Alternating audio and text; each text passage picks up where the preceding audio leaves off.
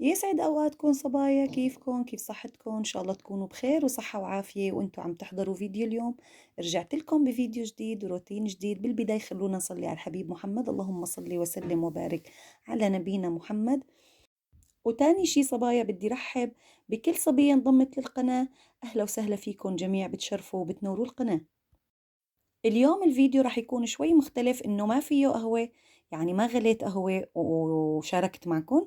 غليت القهوة على السريع وشربناها انا وزوجي، وحتى الفطور اليوم يعني اولادي بالمدرسة ونحن فطرنا على السريع سندويشات، لاني مضطرة اطلع برات البيت، عندي موعد، والموعد هو من شان موضوع تعليم اللغة، فما بيصير اني ما اروح، لازم اروح.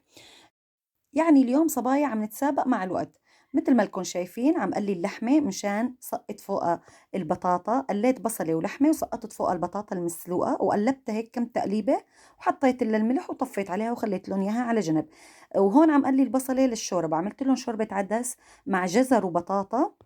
ضفت البصلة المقلية فوق الشوربة، وضفت كركم، ومثل ما كنتم شايفين عم اضرب لهم اياها بالميكسر لحتى تصير يعني يصير قوامها كريمي. كتير طيبة ولذيذة شوربة العدس بشكل عام، وخصوصا بالشتاء.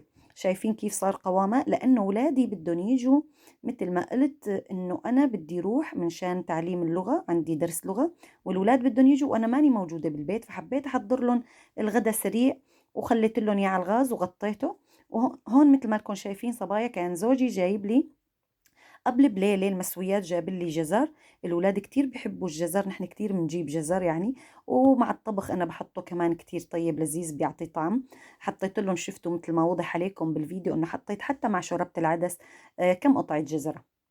الجزر أنا صبايا ما بخليه هيك، دائما لما بنجيبه بقشره كله، وبخليه بجاط، والجاط يكون فيه مي، وبخليه لهم اياه على جنب لاولادي. لما بيكون الدنيا شتاء بخليه بالمطبخ، لما بيكون الدنيا صيف بخليه بالبراد، لانه الاولاد بيحبوا الجزر وبيروحوا وبيجوا بدهم ياخذوا، كل ما بده واحد ياخذ بده يقشر، او كل ما واحد بده من الاولاد جزره بدي انا اروح لعنده على المطبخ واقشر له اياها. فلذلك انا بقشر الجزر كله وبخليه لهم اياه بجاط عليه مي، وبخليه على جنب، وإمت ما حبوا إنه ياخدوا وياكلوا بلاقوه جاهز ونظيف. ونحن بالنسبة لنا ما بنحب ناكل الجزر بدون تقشير، أنا ما باكل الجزر أنا والولاد بدون ما أقشره، دائما بقشره وبعدين ما خليهم ياكلوا. هون صبايا بعد ما خلصت من درس اللغة، وهيك صبايا بعد ما خلصنا درس اللغة، أنا درس اللغة عندي بالنسبة إلي هو ساعة واحدة بس، وكل 15 يوم مرة. يمكن اللي بده يسمع إنه كل 15 يوم مرة، اللي البنات يعني اللي هون بألمانيا، للصبايا اللي بألمانيا بدهم يستغربوا. أنا بالنسبة إلي ما بروح إلا كل 15 يوم مرة، والدرس هو عبارة عن ساعة زمن بس. فبعد ما طلعنا من مدرسة اللغة حبيت أخذ لكم لقطة هون بهاي المنطقة، فيها بحيرة مي. البحيرة كتير منظر حلو، فيها بطاط، بس اليوم لأنه الجو شوي يعني غائم، فلذلك ما شفت البطوطات. قلت معلش بصور البحيرة والطبيعة، المنظر كتير حلو، الطبيعة حلوة. وسبحان الله المكان اللي بيكون فيه مي بتحسوا فيه روح. كتير أنا بحب المكان اللي بيكون متواجد فيه مي، مثلا النهر أو بحر أو مثل هاي البحيرة. يعني شوفوا المنظر كتير حلو.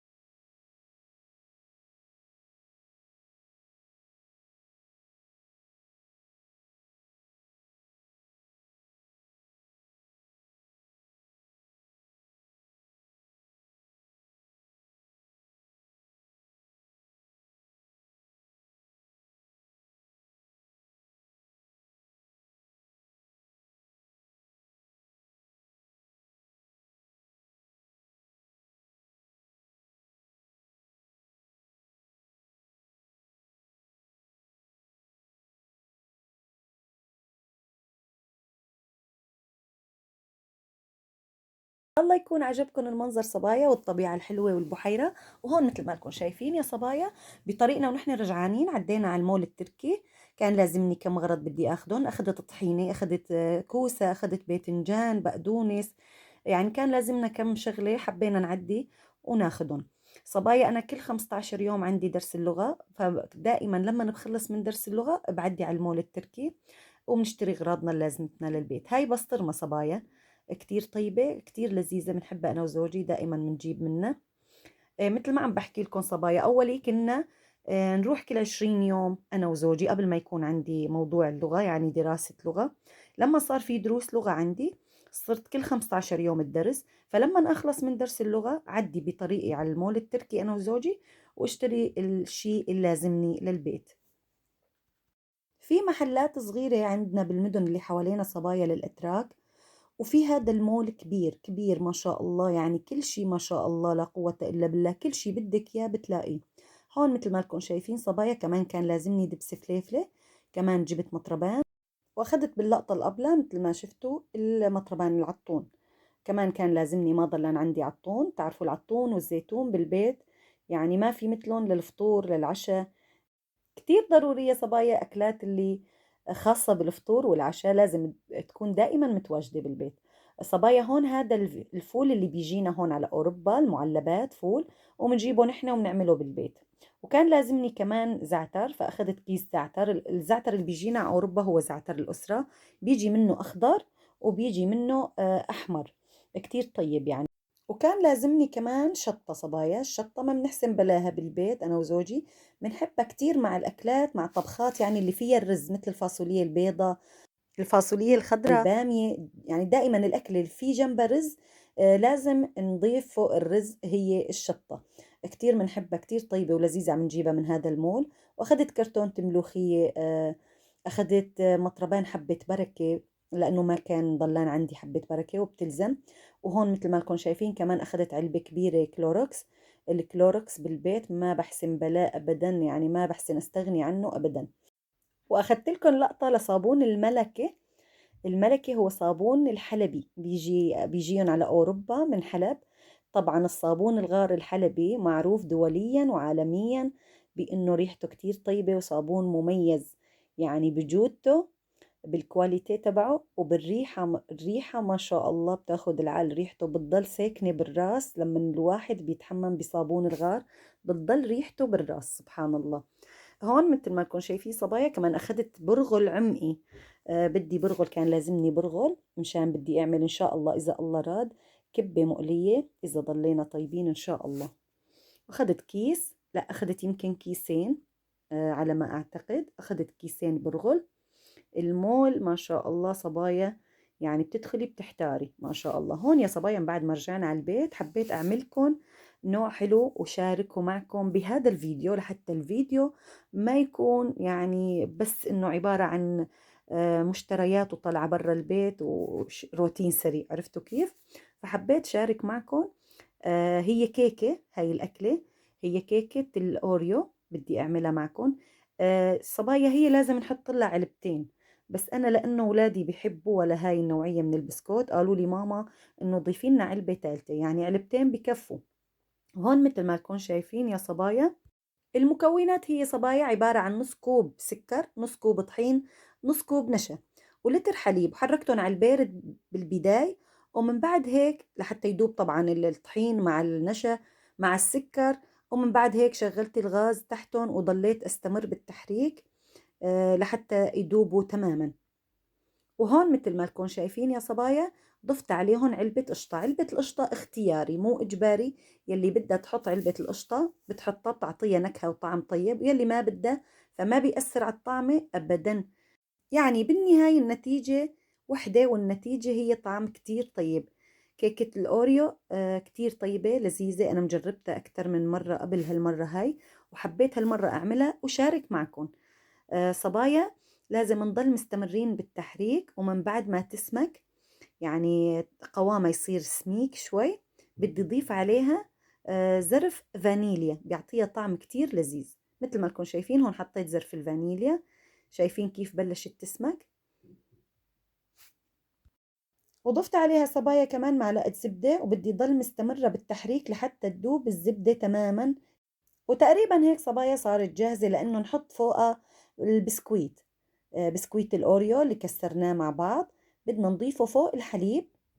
شايفين كيف؟ وبدي حرك، ومن بعد هيك بسكبها بقالب. القالب لازم يكون مدهون زيت قبل ما نسكبها، وبنسكبها وبنخليها بالبراد صبايا 4 5 ساعات، أو إذا بدكم بتعملوها المسا تاني يوم بتطلعوها من البراد. شايفين كيف منظرها صار بعد ما طلعت من البراد؟ تقريبا خليتها مدة يعني طويلة. عرفتوا كيف؟ أكتر من 4 5 ساعات أنا خليتها بالبراد، ومن بعد هيك طلعتها. جيت سألت أولادي شو بدكم أزين لكم إياها؟ هي بدون زينة، منظرها حلو وطعمتها طيبة، بس الأولاد كتير بيحبوا موضوع الزينة. فسألتهم شو بدي زين لكم إياها، قالوا لي إنه حطي لنا عليها فرمسيل. الفرمسيل حطيت لهم إياه منوع وملون مثل ما لكم شايفين صبايا، وخليت بس قطعتين بالكيكة، ما حطيت عليها شي. شايفين كيف منظرها؟ أعطوني رأيكم بمنظرها. وإذا عجبتكم الطريقة صبايا جربوها، واكتبوا لي النتيجة بالكومنتات. هون بعد ما طلعتها وزينتها حبيت أقطع قطعة ودوقها قدامكم على الكاميرا. طعمتها كتير طيبة، جربوها وما بتندموا. مكوناتها كتير بسيطة ويمكن متواجدة بكل بيت.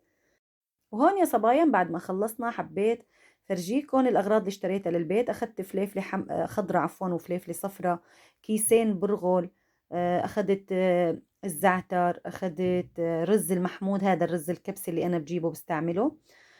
صبايا أخذت من هذه نوعية الطون كتير طيبة، أنا بجيب منها حلوة وحدة، بس ما شفت حلوة. شفت حدة جبت بس 3 علب، لأنه الحلوة بجيبها للولاد. وهذا مطربان ورق عنب. الشطة شفتوها أكيد بالفيديو، والعطون. أخذت لهم كمان فليفلة حمرا، هاي بتيجي حدة كتير، نحن بنحبها أنا وزوجي، هاي بنجيبها بس إلي وإله. وهيدا بودينج للولاد بطعمة الفانيلا. المرتديلا كانوا عاملين عليها عرض 3 علب مع بعض، كمان جبت 3 علب. ولهون صبايا بكون وصلت معكم لنهاية الفيديو. بتمنى من كل صبية عم تشوف الفيديوهات وعم تعجبها لا تنسي تشتركي بالقناة وتفعلي زر الجرس على الكل حتى يصلك كل شي جديد أنا بنزله. ولا تنسوا تدعموني بلايك وكومنت حلو من تحدياتكم الحلوة. صار لازم إلكم. باي باي.